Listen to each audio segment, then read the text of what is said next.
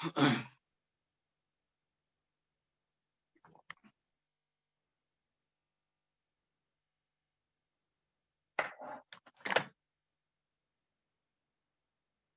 buenas noches, señoras y señores. Bienvenidos. Aquí estamos reunidos nuevamente en esta comunicación semanal que realizamos desde el Partido de Evolución por las redes sociales para hacer el análisis de la actualidad nacional desde la perspectiva de las 5 reformas.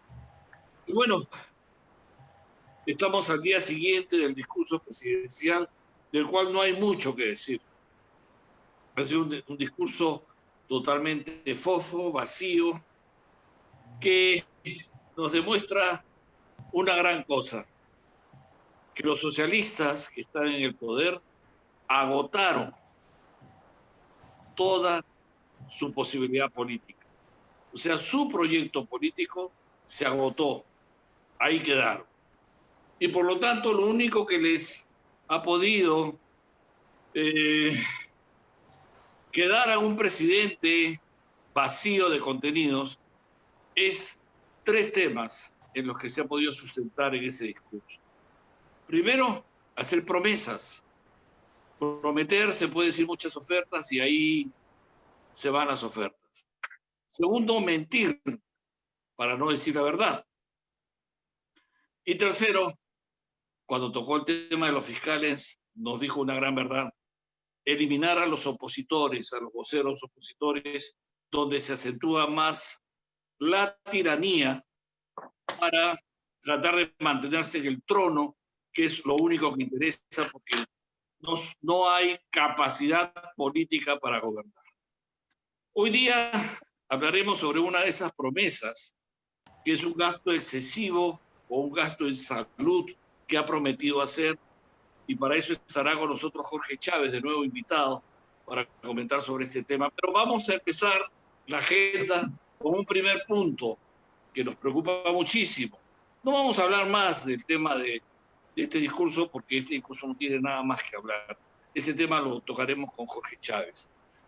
Pero sí una realidad triste.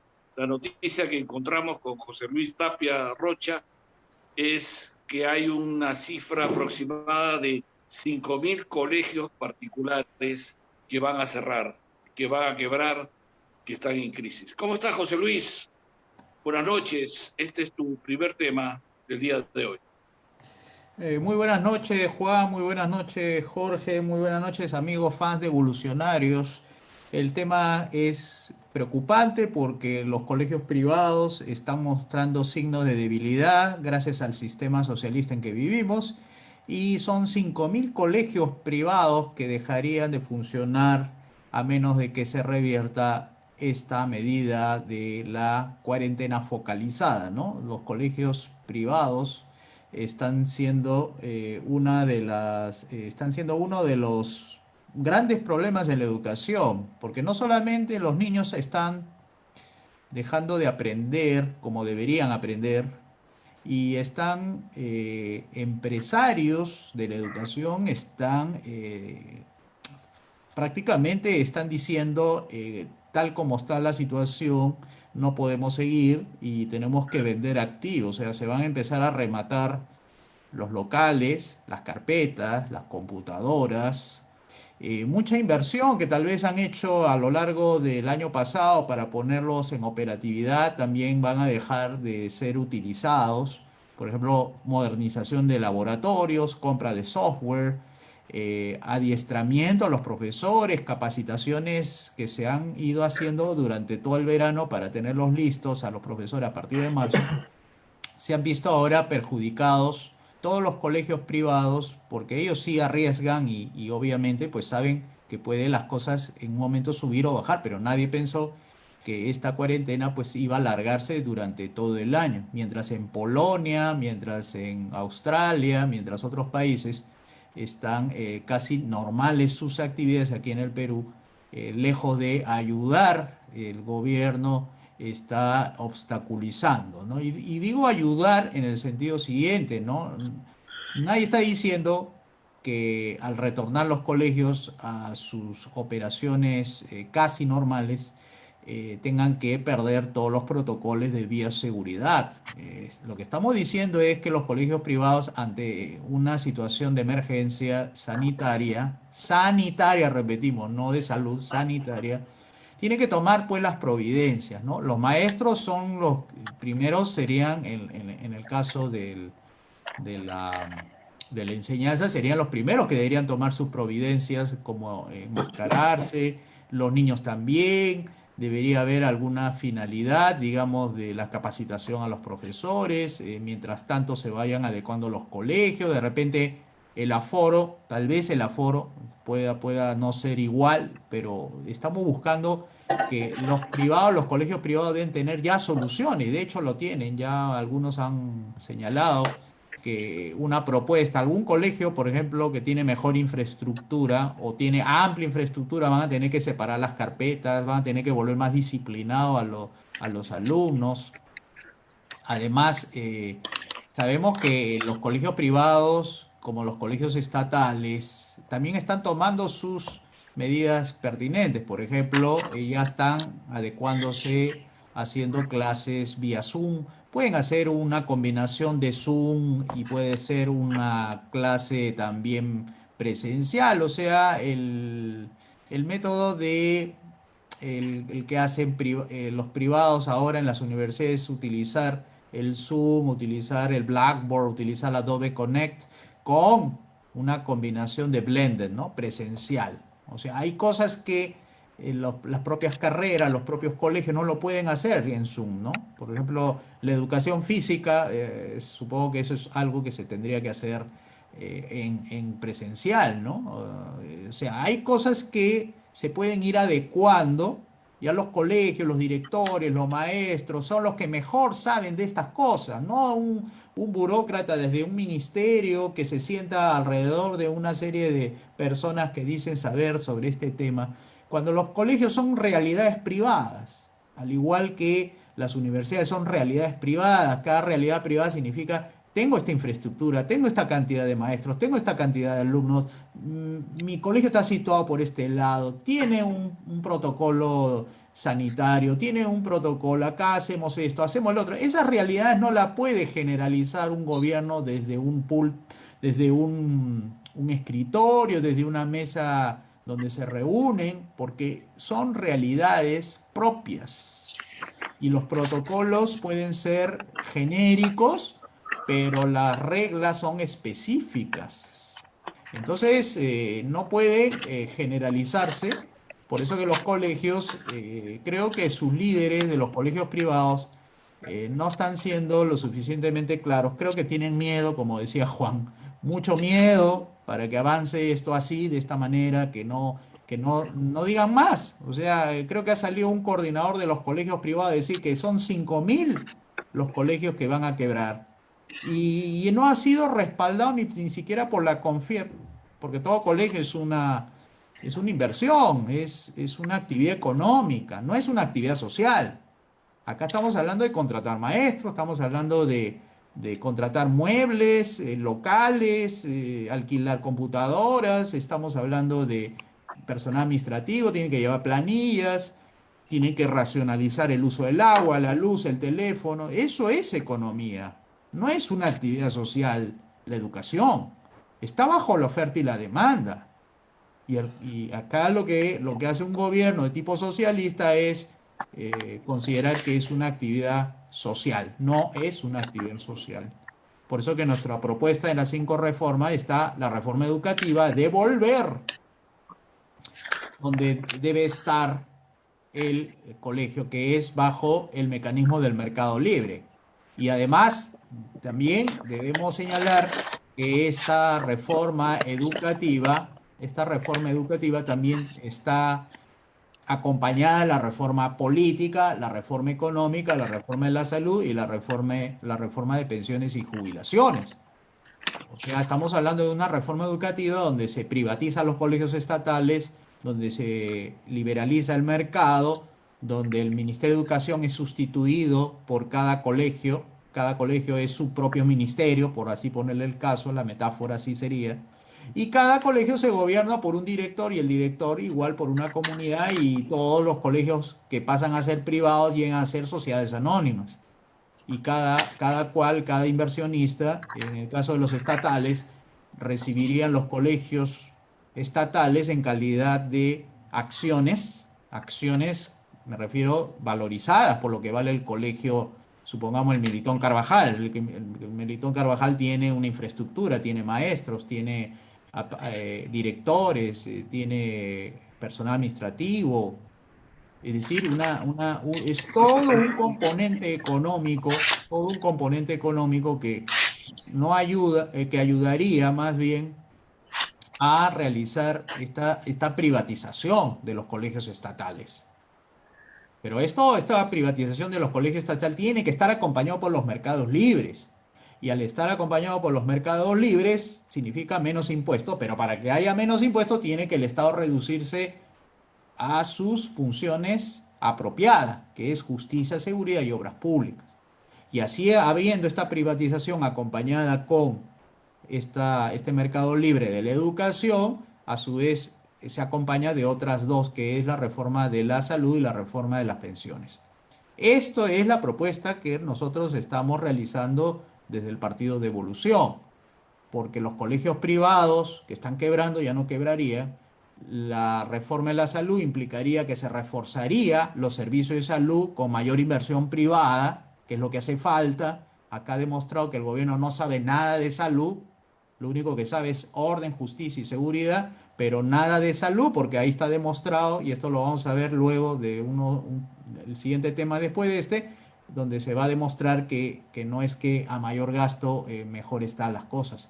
Y además la reforma de pensiones para permitir que todas las personas que son de 65 años para arriba puedan recibir pensiones dignas. Pero recuerden bien, estamos hablando de un conjunto de reformas que van en paralelo y en simultáneo para lograr justamente que sea exitosa esa transición, porque lamentablemente nos encontramos en un sistema socialista.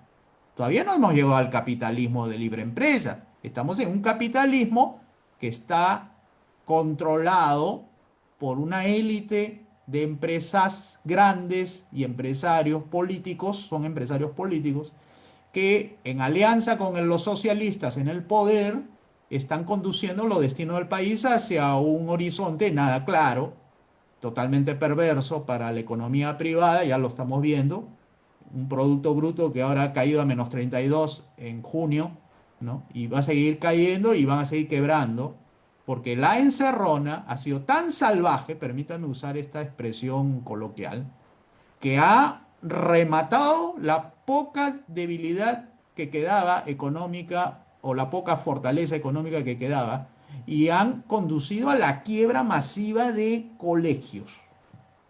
O Bueno, sea, este tema, esta cuarentena ha sido desproporcionada. Han juntado a sanos y a enfermo. enfermos en sus casas. Y eso Sí. ha conducido al desastre económico que el gobierno se ha equivocado en la solución.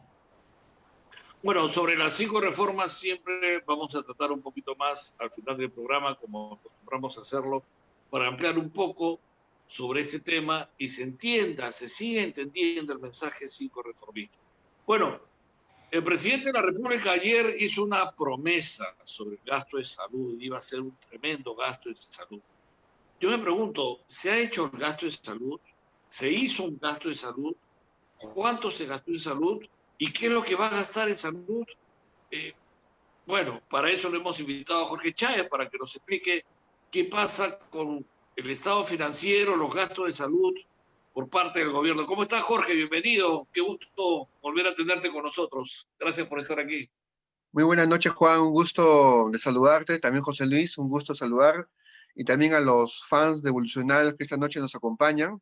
Un abrazo a todos y también, ¿por qué no?, a los ciudadanos y electores que tímidamente por ahí están viendo el video. Esperamos que estas explicaciones que les damos acerca de los diferentes temas que son importantes para el país vayan siendo una semilla, ¿no? En, en la forma como se piensa para poder tomar mejores decisiones en el futuro. Aquí tengo una presentación aquí tengo una presentación que justamente me está ayudando acá José Luis, para mostrar algunas cifras del presupuesto del Ministerio de Salud y, digamos, cómo va, ¿no? Digamos, esta entidad en comparación con los demás, ¿no? Aquí vamos a hacer una presentación breve, tengo algunos minutos nada más, así que voy a ir pasando las diapositivas. Muy bien, como datos generales, indicar que, bueno, tenemos ya un presupuesto, como le decíamos en algún momento, de 50.000 millones. El año 2006 ha subido a 177.000 millones este 2020. Al menos estaba aprobado para el 2020 esa cifra, ¿no? Sin embargo, podemos también decir que los habitantes han sido casi los mismos, o sea, un 10% más de habitantes, pero casi se ha duplicado y medio el número del presupuesto, ¿no? Este es un motivo de análisis, ¿no? Que seguimos creciendo, ¿no? Como Estado socialista que tenemos actualmente, más y más se consume, ¿no? Más y más obeso se pone el Estado, ¿no? Y no quiere decir que necesariamente sea más eficiente, ¿no? En la siguiente diapositiva vamos a ver que efectivamente, ¿no? Fíjense el gasto del presupuesto general, bueno, de la República, ¿no? Planteado desde el año 2006 a 2020, ¿no? Así va creciendo. Y seguirá creciendo si es que nosotros le ponemos un alto, ¿no? Seguimos pagando tributos, 28 tipos de tributos tenemos actualmente, ¿no? Y seguiremos pagándolos, y nuestros hijos seguirán pagándolos para sustentar un Estado que no necesariamente es eficiente, ¿no? Muy bien, en la siguiente diapositiva vamos a ver con respecto al sector salud, ¿no? En el presupuesto 2020 han sido aprobados 9.500 millones, ¿no? 9.500 millones, de los cuales el Ministerio de Salud tiene 7.156 millones, ¿no? Aprobados, 75% prácticamente del presupuesto, ¿no? El Ministerio de Salud. Vamos a centrarnos en el Ministerio de Salud en estos minutos, ¿no? En la siguiente diapositiva vamos a ver que efectivamente ahí tenemos la evolución del presupuesto de salud en los últimos años, ¿no? En el 2006 empiezan con 2.000 millones y ya a 2020 tenemos 7.156 millones, ¿no? 3 veces más, ¿no? 3 veces más. La pregunta es, o sea, ¿tenemos la capacidad de atendernos 3 veces mejor? ¿O no, no? Entonces, eso es lo que vamos a resolver en las siguientes diapositivas, por favor. Muy bien, este es un gráfico que nos muestra cómo ha ido desempeñándose el presupuesto de salud con respecto al presupuesto general, ¿no? Siempre alrededor del 4%, ¿no? Inicialmente en 2007 con 3.5 y actualmente cerca al 4% el año 2020, ¿no?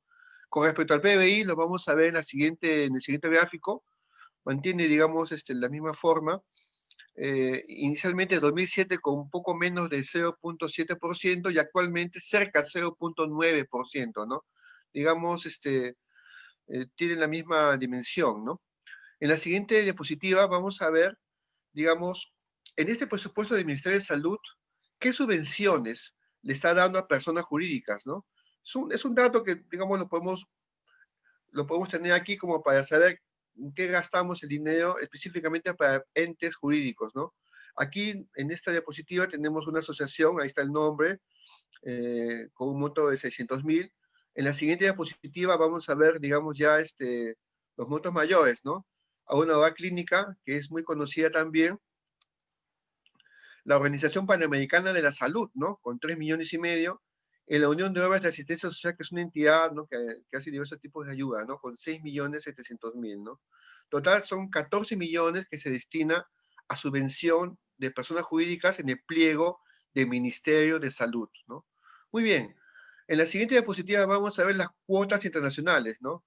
Digamos, las obligaciones que tiene el Estado peruano con otras entidades.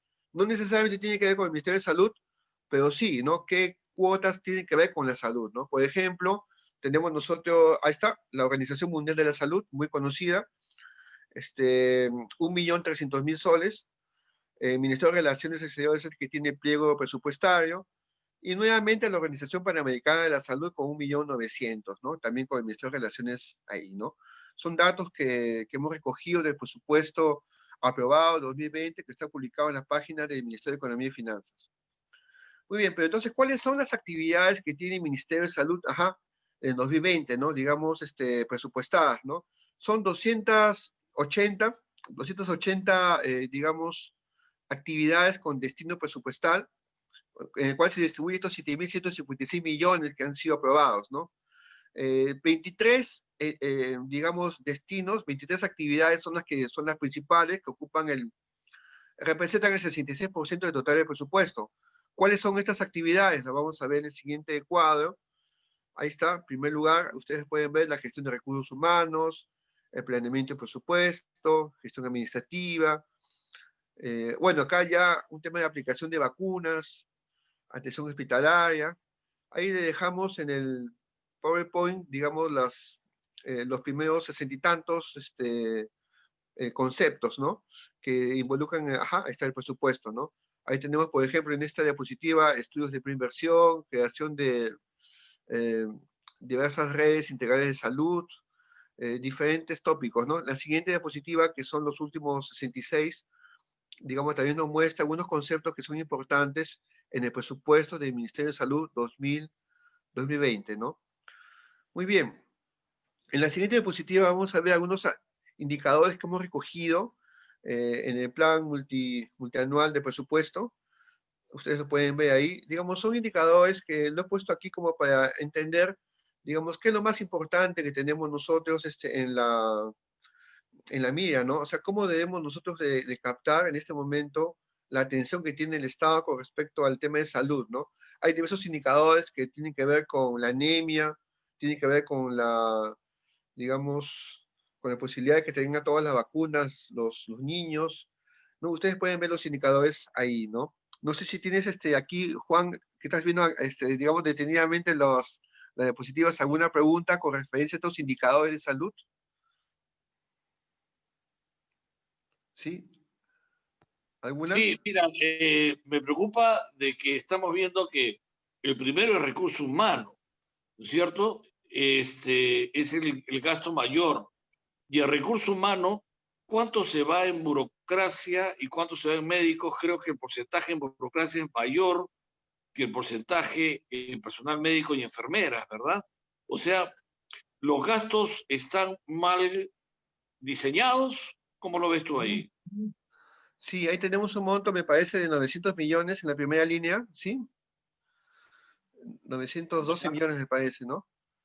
Sí, ¿no? Sí. Sí, la verdad, había una estadística 912. perdón, sí, había una estadística de cuántos cirujanos, evidentemente también cuántos, personal de salud, ¿no?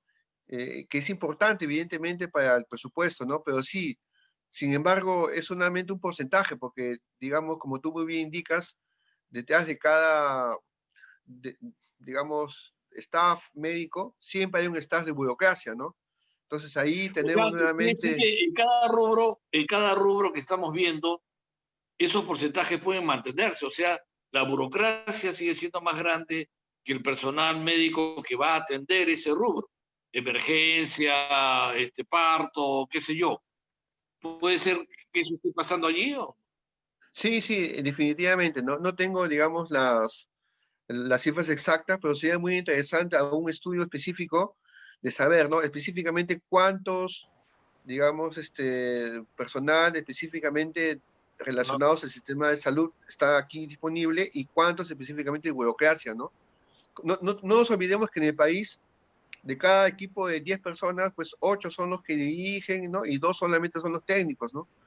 Entonces, pues ahí es Claro, un tema que... es el gran problema que cuando yo vi que todos vimos cuando se despidió el ministro de Salud, que ha sido terrible, el señor Zamora, es que entra al ministerio y lo aplauden desde la puerta y piso tras piso, lo van aplaudiendo, lo aplaude el personal burocrático, ¿no? Pero ese personal burocrático no supo poner camas, no supo poner oxígeno, no supo poner mascarilla, ropa adecuada para los médicos, no supo resolver el problema de los médicos y no sufrió la pandemia tampoco. O sea, no estuvo en la primera línea, ¿no? Pero se dedicó a aplaudir. ¿Por qué? Porque el presupuesto lo dice. Ellos son los que más se llevan el dinero del sector salud. Eso es. Evidentemente, ¿no? Y bueno, es una burocracia que no necesariamente propone las políticas y las soluciones a los principales problemas del país, ¿no? Vamos a ver las siguientes diapositivas, por favor. A ver, José Luis. Sí, vamos a ver las sí, siguientes adelante. diapositivas, ajá, en la siguiente. Digamos, vamos a ver cómo, digamos, bueno, este presupuesto que ha venido trabajándose a lo largo de los años, pues ha hecho que el Ministerio de Salud sea pues un organismo de los principales que capta el presupuesto de la República. Pero la pregunta es, ¿cómo lo está haciendo? Digamos, ¿qué características ha tenido? ¿Cómo está siendo controlado, ¿no? Aquí tengo yo una breve estadística tomada de la página web de la Contraloría que muestra que en los últimos 2 años y medio han habido 246 acciones de control, ¿no? Que han producido 246 informes. Muy bien, en la siguiente diapositiva vamos a ver que de esos 246 informes hemos encontrado 74 personas que han tenido responsabilidades, ¿no? Por un mal manejo, por errores, por hallazgos específicos en las auditorías de cumplimiento y los servicios de control realizados por la Contraloría General de la República. Tenemos responsabilidad de índole administrativa, incluso civil penal, penal administrativo y también penal administrativo, ¿no? De la entidad. Son 74 personas, ¿no? Vamos a ver, por ejemplo, un caso, ¿no? A ver, en la siguiente diapositiva, ahí vamos a ver el caso mayor, ¿no? De 24 personas que tuvo que ver con el hospital, me parece, de Villa El Salvador, ¿no es cierto? Hay un hospital ahí de emergencias, ¿no? De Villa El Salvador. Vamos a ver en forma específica de qué se trató este informe, el informe número 1377, me parece. Ajá. En la siguiente diapositiva lo vemos, ¿sí? En la siguiente, por favor. Ahí lo vemos, sí, ahí lo vemos, ¿no? Ahí vemos las conclusiones del informe de Contraloría 1377, en el cual se indica que, por ejemplo, acá en MINSA aprobó los adicionales de obra, ¿no? Era una construcción, para decir, ¿no? Que no se observaban los plazos establecidos y produjo un saldo a favor del contratista, un perjuicio para el Estado de 9 millones de soles, ¿no? Esa es la primera observación. La segunda observación nos indica que hubo un adicional de obra, ¿no? A fin de modificar unas partidas, etcétera, y produjo un perjuicio económico de 2.100.000, ¿no?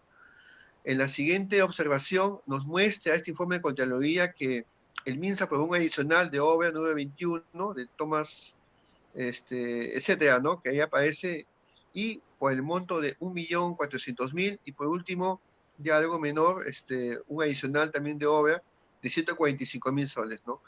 Total, ¿no? Total, ahí más o menos, sí, a ojo, estamos hablando de casi 13 millones de soles, ¿no?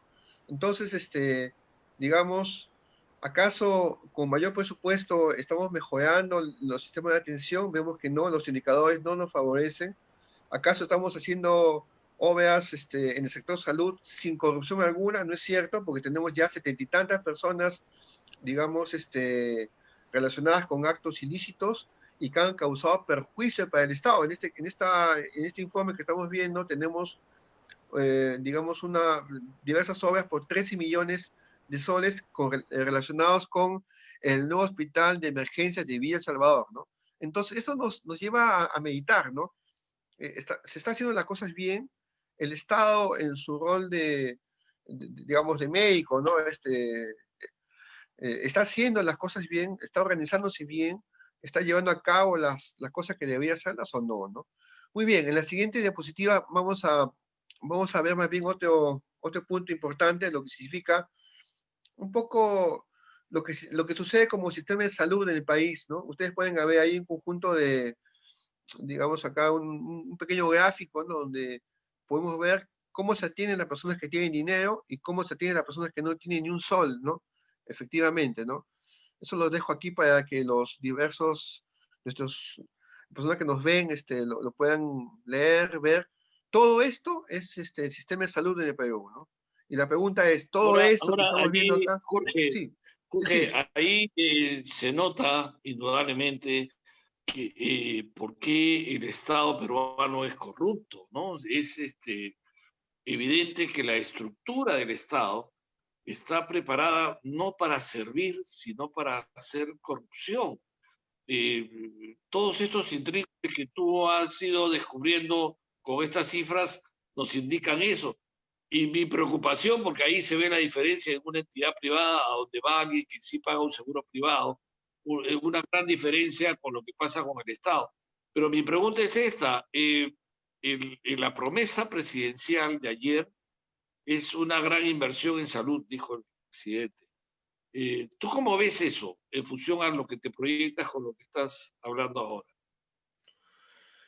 Definitivamente por las características del servicio, ¿no? Del servicio de salud, es muy complejo, ¿no? Es realmente el tema muy complejo. Juan, mira, uno puede opinar con algunas cifras frías, ¿no es cierto? El tema es bastante complejo. No me atrevo a, digamos, a decir algo, un parecer, ¿no? Tiene que ver con la cultura incluso, ¿no? ¿Cuáles son las causas de una mala salud en el país? Tiene que ver mucho con la nutrición, ¿no? El día de ayer, pues, por las fiestas patrias, un compañero de promoción de colegio me pasaba su foto de su mesa, ¿no? La mesa familiar, ¿no? Él estaba muy contento porque había hecho una mesa y más o menos se conformaba así, ¿no? Había dos pollos a la brasa, abundantes papas fritas, habían gaseosas de todos los colores, de 3 litros, ¿sabes? No había ni una verdura en la mesa, ¿no? Entonces la pregunta es, ¿cómo vamos a tener salud si tenemos una cultura terriblemente que afecta con, digamos, niveles altos de azúcar, con diabetes, terrible, ¿no? Entonces, siempre van a haber enfermos y si seguimos así alimentándonos, porque por algo de repente por ahí se conoce a la cocina peruana, bueno, vamos a tener muchos más casos de enfermos, ¿no? En las siguientes diapositivas justamente quería mostrar de qué se mueven los peruanos. Vamos a mostrar ahí, estas son las características digamos, de Lima, ¿no? La provincia de Lima, que conforman los 40 y tantos distritos. En la siguiente diapositiva sí vamos a ver de qué se mueven los limeños, ¿no? Por favor, en la siguiente diapositiva vamos a observar allá. En primer lugar, el 22% se mueven por enfermedades neoplásicas, ¿no? Este informe del Centro Nacional de Epidemiología está colgado en la página web, aquí dejo el enlace. El 22%, casi 23%, se mueve por un tema de cáncer, ¿no? Un 20% casi por enfermedades infecciosas y parasitarias, ¿no?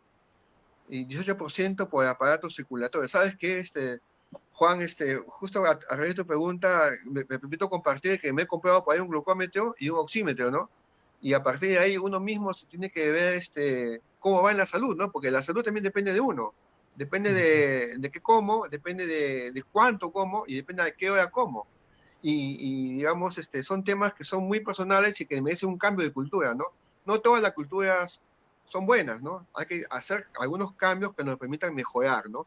Permítame agregar, Jorge, a tu excelente comentario, la falta de cultura, la falta de responsabilidad individual, de concientización que tienen las personas respecto a su forma de alimentar y tal vez no lo conocen bien, está una parte, y creo que una parte importante de la explicación es que como no tenemos una economía totalmente privada. Y cuando digo totalmente privada significa altos ingresos, bastantes oportunidades de empleo y bastantes oportunidades de negocios. Es que las personas con esos ingresos, con esas oportunidades, no tendrían mayor problema en tener acceso a buenos médicos, a buenos hospitales, buenas clínicas y a buenos seguros de salud. Y una de lo que te enseñan en los seguros de salud, cuando uno paga, es que las personas cuando tienen enfermedades latentes, prevalecientes, etcétera, las primas que tú pagas son mayores. Y te hacen preguntas los aseguradores si sufres de alguna enfermedad, si haces deporte, si fumas, y te hacen pasar por una prueba en el hospital o en la clínica para ver qué enfermedades prevalecientes tienes. De manera que ahí te van, de alguna manera, diagnosticando y a la vez vas a tener que ir cotizando de acuerdo a ese tipo de diagnóstico. Cuando me refiero al diagnóstico es que si tú tienes varias enfermedades, la cuota a pagar, fíjense, ¿ah? La cuota a pagar es más alta. Entonces, cuando tienes personas que cotizan sabiendo que tienen un desorden alimenticio, no se saben alimentar bien y lo conduce a tener pues presión arterial alta, obesidad o tiene algún tipo de comida que le está causando alguna patología, etcétera, las personas se informan y dicen, ah, a él le está costando más caro un seguro de salud porque tiene estas enfermedades. Ah, entonces, ¿cómo hago yo para no pagar tanto en una cuota de prima? Y en esa información se da cuenta que los mismos seguros por su propio negocio, tienen que enseñarle, tienen que educarle a la gente cómo debe alimentarse, para que no sea tan recurrente el uso de los servicios que le ofrecen el seguro de salud. O sea, las cuestiones son incidentales, son contingentes. Es decir, las personas no es que le gusta enfermarse para usar el seguro. El seguro es un elemento de provisión, un elemento contingente cuando te sucede algo en relación a tu salud. Pero el negocio de los seguros no es que tú estés siempre yendo al médico o siempre utilizando el servicio hospitalario. Ese no es un negocio. El negocio para los aseguradores es cómo darte la mejor información y tú te vas a dar cuenta cuando te envían casi cada 15 días correos de cómo debes llevar tu vida, debes dormir bien, debes comer bien, estas son las comidas grasosas, estas son las comidas que debes, incluso te dan lo que le llaman ellos el examen preventivo, y en el examen preventivo tienes un médico de medicina general que te dice, mire, usted tiene un desorden alimenticio, yo le recomiendo que haga esto. Es decir, si hubiese ese mecanismo de mercado presente en todas las personas, y no solamente las personas ricas, que es lo que a este sistema socialista conduce, solamente los ricos pueden acceder, y ahí tenemos un congresista del Frente Amplio que se enfermó del COVID y fue el primero en ir a una oficina, a una clínica privada a atenderse. Ya este problema de la cultura se resolvería a través de los mecanismos de mercado, que a su vez los mecanismos de mercado también tienen sus incentivos que el propio diseño político genera. Pero cuando tú tienes un Ministerio de Salud que le dice a la persona que debes comer, que no debes comer, que si tienes que salir, si no tienes que salir, que esta es la hora de toque de queda, que esta es la hora que... No, entonces la responsabilidad individual se la trasladas tú al funcionario que está en el Ministerio de Salud. Entonces, tenemos que aprender que las 5 reformas es el mejor seguro de salud que tú puedes tener. Primero, porque te van a dar bastantes ingresos. Segundo, oportunidades de empleo. Tercero, acceso a seguro privado sin que tú digas esto está caro. Porque el decir esto está caro, esto vale mucho, es porque tus ingresos son bien bajos. Entonces todo te va a parecer caro al final. Entonces las 5 reformas impulsan a la responsabilidad individual, impulsa que acceses a un seguro de salud, impulsas a cuidarte mejor tu salud y no estar permanentemente yendo a los médicos para que te atiendan por cualquier cosa. Muchas gracias, Jorge, por tu participación. Pero vamos a continuar, ¿ah? No te estoy despidiendo del programa. Seguimos no, entonces. justamente ahí Quería cerrar con algo, Jorge. Quería cerrar con algo, creo. No, No, no, tiene solamente todavía. mostrar que en este momento esto es la foto de Lima, ¿no? Ajá. Digamos, 2007-2016. Tengo acá la foto de Loreto, ¿no? Porque, digamos, es bueno también ver diferentes partes de nuestro país, ¿no? En Loreto es distinto. Las muertes no son por el tema neoplásico principalmente, sino en este caso por temas infecciosos y parasitarios, ¿no? Todos los años siempre veo noticias del dengue, noticias específicas con referencia a enfermedades infecciosas en Puerto Maldonado, en Ucayali, en Loreto, ¿no? Entonces, siempre ha habido, digamos, una desatención o, digamos, un tema de que lo que pasa en el oriente peruano, bueno, no llega a Lima, ¿no? Y hay un poco de, digamos, de desinformación, ¿no? Justamente son temas que debemos de tomarlos en cuenta y dar los mecanismos para, digamos, el sector privado atienda, ¿no? Este tipo de situaciones, ¿no? No solamente Loreto, sino también quería mostrar en la siguiente diapositiva, Puno, ¿no? hay el tema de lesiones y causas externas, ¿no? El 24% de personas fallece por este tema, ¿no? Por este concepto. Ah, no me digas, mira, interesante eso, ¿ah? Sí, sí, muy interesante porque son, digamos, es O sea, no es por como, enfermedad, no es por enfermedad, sino por lesiones. así es, Carreteras peligrosas, cuántas causas cosas más, externas, ¿no? así es, ¿No? causas externas, así Y es. eso Entonces, interesante lo de Puno, ¿ah? Por ejemplo, me dicen que en Puno, uno de sus no uno de sus principales, pero dijo, uno de los problemas importantes en temas, me dijeron, es el tema de los rayos. En campo abierto los rayos son muy frecuentes, entonces las personas están caminando y le cae un rayo y lo matan. Y entonces están poniendo unas Mira, antenas, un tipo de modalidad de antenas para que atraiga el rayo hacia un determinado lugar, porque en el campo le puede caer a cualquiera. Y es un problema para ellos, ¿ah? O sea, no es una cuestión muy fortuita, sino que es recurrente el problema, que la gente muere se en campo repite, se abierto repite. debido a los rayos, así me dicen. Increíble, ¿ah? Increíble. muy Que no podamos interesante. solucionar eso. Que no El- podamos solucionar eso, ¿no? Increíble, sí, sí, increíble. justamente la intención de estas diapositivas sea mostrar, digamos, el tema solo es muy amplio, pero hay que ir, digamos, mostrar algunos puntos de interés, porque yo tengo la convicción de que el Partido de Evolución muestra una propuesta coherente, seria, robusta, que permita mejorar lo que tenemos y trabajar mejor los fondos del Estado también, ¿no? Yo quisiera un Todo, país esta lleno es una de salud información completa. importante. Esta es una información importante, Jorge, porque esto nos aclara a nosotros un panorama que estaba por ahí, ¿no? Que permite entender bastante las cosas que están pasando en nuestro país en el sector salud, ¿no? Eh, es, yo no sé qué va a prometer este señor, que indudablemente ya nos ha prometido tantas cosas.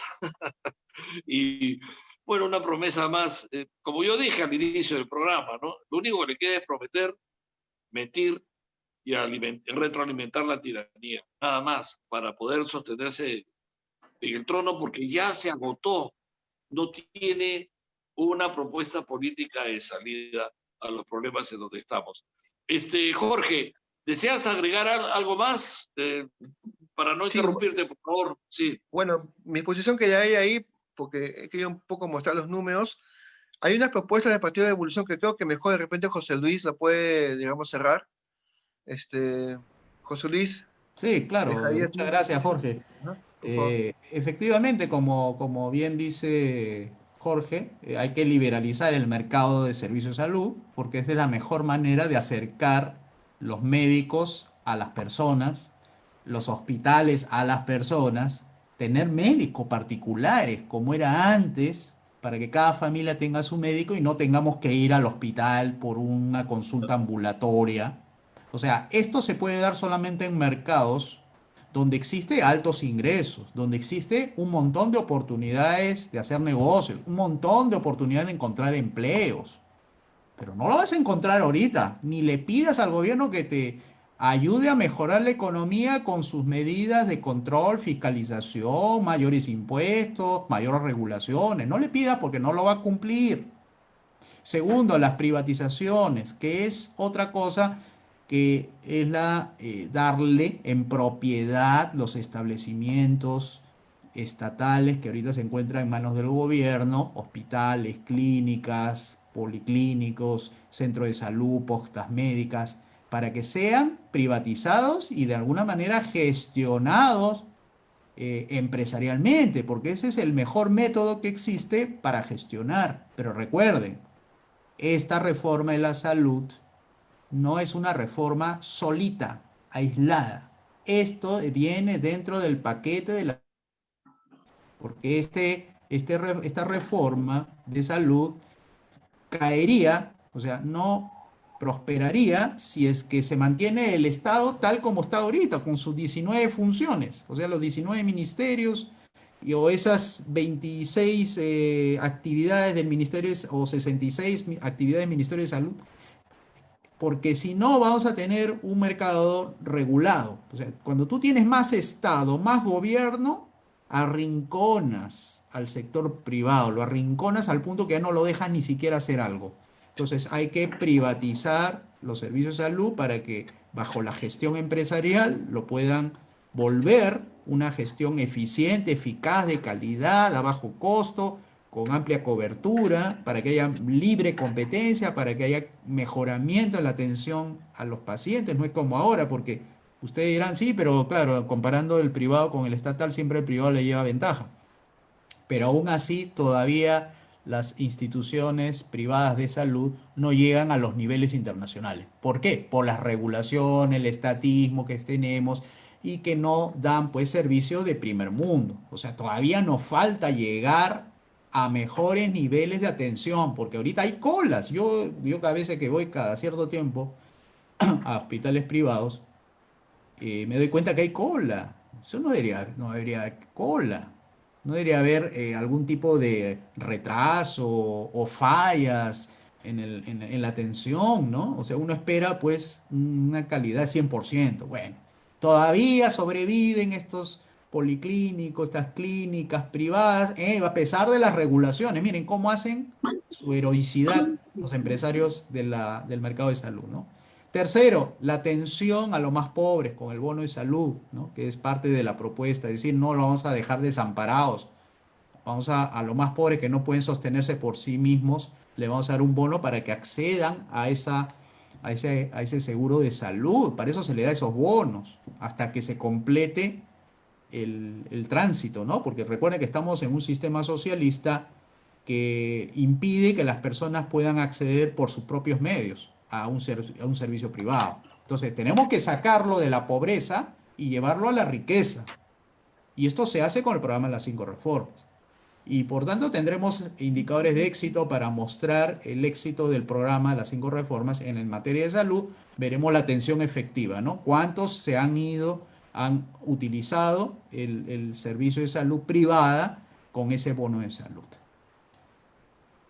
Bien, eso creo que me parece todo, Jorge, ¿no? Creo que es todo, ¿no? Así es, y muchas gracias, José Luis, por la oportunidad de poder compartir estos datos y siempre al servicio del partido. Muchas gracias a Porque hay que ti. invitarte, porque siempre hay cosas interesantes que hablar contigo y nos permites descubrir nuevas cosas como lo has hecho el día de hoy. Gracias, Jorge, por haber venido. Un abrazo. Gracias, Juan. Muchas gracias, Juan. Un abrazo. Nos vemos. Muchas Ok, gracias. bueno, yo creo que para complementar lo que ha estado hablando Jorge y has estado hablando tú, José Luis, es un buen momento para hablar de las 5 reformas. Así que, pero antes, ¿verdad? Antes tenemos un tema importante, muy importante, tiene que ver con la fe, tiene que ver con el derecho al culto libre, a rezar. En un momento tan difícil como este, la gente necesita acercarse a Dios desde sus distintas expresiones y que nosotros defendemos en la libertad de culto. Esta semana, a través de las redes, pusimos un pronunciamiento con respecto a la libertad de culto y a la necesidad de que se abran las iglesias y los templos y la gente pueda acudir a hacer sus oficios religiosos. José Luis Tapia fue el encargado del Partido de Evolución en redactar el documento que se publicó y que aprobamos todos en el Partido de Evolución para que sea publicado. Así que, José Luis, vamos a hablar un poquito sobre esto en los minutos que nos queda, sobre nuestro pronunciamiento hacia la libertad de culto que se ha visto restringida con estas medidas que se han tomado para que la gente tenga las iglesias y los templos cerrados en estos tiempos de pandemia. José Luis. Sí, efectivamente, las iglesias están reclamando que también se le considere como una actividad esencial la propiciación, digamos, el brindar servicios de culto, de misas digamos, todas las denominaciones religiosas que existen, ¿no? en tanto que la conferencia episcopal anuncia medidas de seguridad en misas por el coronavirus. Nosotros nos pronunciamos porque están dejando al final, es decir, en la lista, tanto con las discotecas, los bares, como los cines, etcétera, lo ponen en la misma categoría. Los argumentos son muy pobres de parte de los que sostienen que es muy peligroso y muy, digamos, sería muy arriesgado, ¿no? Sin embargo, vayamos por partes, ¿no? Nuestro pronunciamiento considera que toda acción humana es en sí misma una actividad esencial, porque si no hay acción humana, no hay forma de sostener su vida. Y esto es algo importantísimo, y sobre todo que la acción humana no es solamente material, ojo con ello, no es solamente material. Las personas también necesitan de un alimento espiritual, un alimento que lo ayuden a mejorar como persona en sus relaciones con otras, establecer su reforzamiento en su fe, en sus creencias, en venerar lo sagrado, porque esto le va a permitir estar en mejor, digamos, comunión con el resto de sus compañeros, de su familia, y como ponemos aquí en el mismo pronunciamiento, una forma de mejorar la salud. Ustedes no saben la cantidad de personas que se están enfermando mentalmente por estar encerradas o no poder ir a comulgar, no poder ir a hacer una vida espiritual en comunión. ¿Saben cuál es el impacto que puede tener? Angustia, depresión, personas que pudieran estar mejor consigo mismas, no producen, no llevarían a una mayor productividad, la economía tendría un impacto ahí. O sea, el aspecto espiritual es bastante importante porque le da tranquilidad a la persona. No solamente le da tranquilidad por comer, no le da tranquilidad por vestirse, no solamente le da tranquilidad por tener un techo, también hay opciones que la persona escoge para sentirse bien consigo misma, por ejemplo, con su conciencia. Entonces pensamos que las actividades religiosas que cumplen ese objetivo pone como primer requisito la comunión en un recinto. No pueden hacer todo por Zoom. Fíjense, nada, todo creen que se resuelve con Zoom. El Zoom es un medio que permite acercar, pero no cumple definitivamente todo lo que necesita una, una misa, un culto, un servicio para estar bien. Y además, hacemos invocación al inciso C del artículo 2 de la Constitución, que este es un tema de libertad. Así como hay libertad para trabajar, así como hay libertad para hacer empresa, así como hay libertad para irse al aeropuerto, así como hay libertad para subir a un micro, ¿por qué no puede haber la libertad de poder ir y rezar o escuchar la palabra de Dios? O sea, ¿qué hace distinto una actividad humana de otra si en todas acciona el ser humano en comunión con otros? El que va a trabajar lo hace en comunión con otros. El que va al aeropuerto está en comunión porque tiene un objetivo común. Comunión viene de objetivo común de dos personas, en una que atiende y la otra que es atendida. Entonces suena bastante débil el argumento de que no, que las iglesias contribuyen a este problema del contagio. Pero si el presidente dijo que de todas maneras nos íbamos a contagiar todos, es un tema de sistema inmunológico.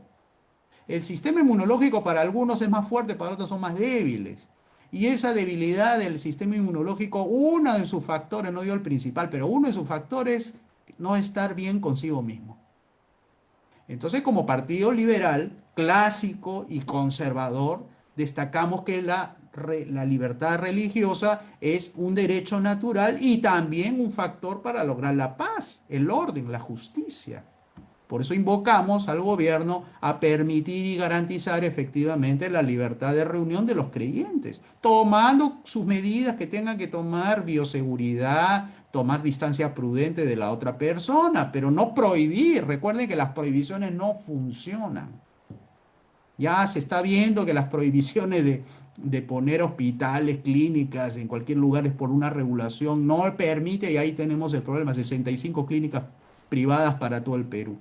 Eso es lo que nosotros pensamos en el Partido de Evolución. Eso es lo que nosotros decimos aquí desde el partido. Libertad religiosa, libertad de reunión, tomando sus medidas precautorias para esto.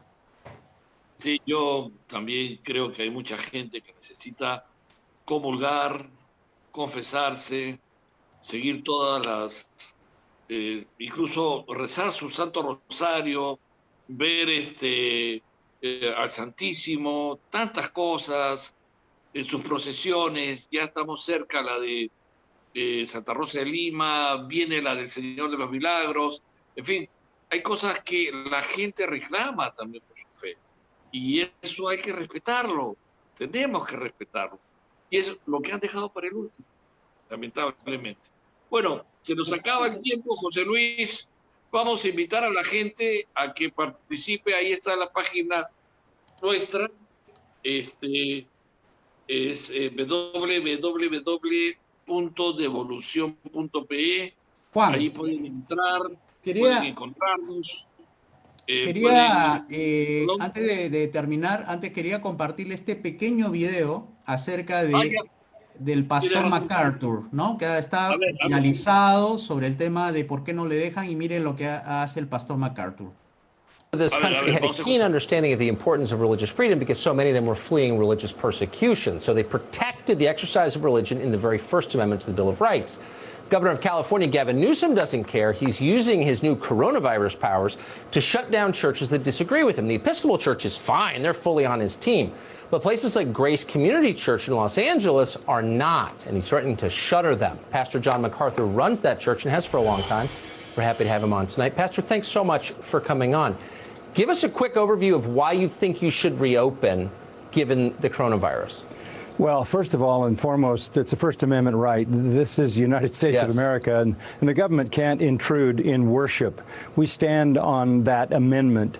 The second thing that makes this so sensible is in the state of California, there are 40 million people. 8,500 of them have died with COVID. That's 0.002. So in California, you have a 99.99% chance to survive COVID. So why would you shut down the entire state? And particularly when people are frightened and sometimes terrified that they're going to die, shut down the church where most of the intense relationships in our society exist. In the life of a church. It's multi-generational. We've had 21 weeks with no ministry to 1,000 little children, to 1,000 university students, to junior high students, high school students, senior adults. We've had no funerals, no weddings. I can't go to the hospital. I've had to go on the phone to talk to dying people at the hospital. And finally, I started preaching in an empty auditorium. I did it 2 weeks, 3 weeks, and the people, without us saying anything, started coming back. They didn't buy the narrative. They didn't buy it, and they started coming back. By the way, we're the original protesters. We go back 500 years to the Protestant Reformation. We're still protesting lies and deception for the sake of the truth. So they started coming back, and they kept coming back, and last Sunday, 3,000 of them came back. And they rejoiced, and they hugged each other, and they didn't wear masks, and they sang songs. And they understand the reality of it. I haven't had to say anything. We finally put out a document, which you probably read, which affirms why this is right and why it's critical for our society. And I would hope our viewers would read it. You're a brave man, Pastor MacArthur. I appreciate your coming on tonight. Godspeed. Thank you. Thank you. Increíble, ¿no? Increíble. Es un acto de rebeldía de la gente con fe. Y la verdad que a eso nos han querido empujar. Cerrar primero las iglesias. Es lo último. Lo han dejado para el último. Bueno, Gracias, amigos. Ponemos la página del partido para que la gente ingrese allí. Sigue el PDF gratuito del libro Las Leyes Malas. Y eso sí, si los comunistas avanzan, es porque ellos hacen política. Si quieres que no avance, empieza a hacer política. Métete al partido de Evolución, te abrimos la puerta, milita con nosotros. Vamos a hacer que este sea un país libre, de libre mercado. Gracias, hasta el próximo miércoles. Gracias, José Luis Tapia, un abrazo. Gracias, Jorge Chávez también. Buenas noches, amigos.